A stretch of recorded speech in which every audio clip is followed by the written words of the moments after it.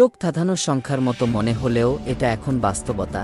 এক সময় যেখানে ইরানের হাতে ছিল মাত্র ৩১টি প্রাথমিক প্রতিরক্ষা উপকরণ, আজ সেই দেশ নিজেই তৈরি করছে ৯০০-র বেশি যুদ্ধ ও প্রতিরক্ষা ব্যবস্থা।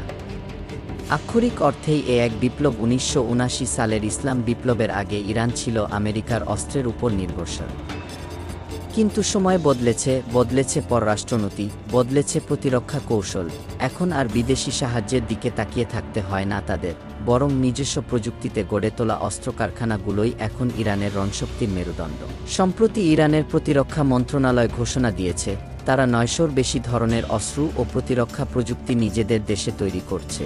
এর মধ্যে রয়েছে অত্যাধুনিক ড্রোন, ক্ষেপণাস্ত্র, রাডার সিস্টেম, বিমান প্রতিরক্ষা ব্যবস্থা, সাইবার যুদ্ধ প্রযুক্তি এবং আরও বহু কিছু, মন্ত্রণালয়ের মুখপাত্র বলেন। আমাদের প্রতিরক্ষা শিল্প এমন এক অবস্থানে পৌঁছেছে যেখানে আমাদের সশস্ত্র বাহিনীর প্রযোজনায় সবকিছু আমরা নিজেরাই তৈরি করতে পারি। তিনি আরও জানান, ইরানের বৈজ্ঞানিক অবস্থান এখন বিশ্বের মধ্যে ১৬ নম্বরে। এই অগ্রগতির মূল চালিকা শক্তি আমাদের তরুণ প্রজন্ম এবং বিশ্ববিদ্যালয়সমূহ। বিশ্লেষকরা বলছেন, এই বিশাল অগ্রগতি কেবল সামরিক শক্তির বিস্তার নয়, বরং চীন ও রাশিয়ার মতো প্রতিদ্বন্দ্ব জোটের মধ্যে ইরানের অবস্থান আরও মজবুত করে তুলবে বলে মনে করছে তারা।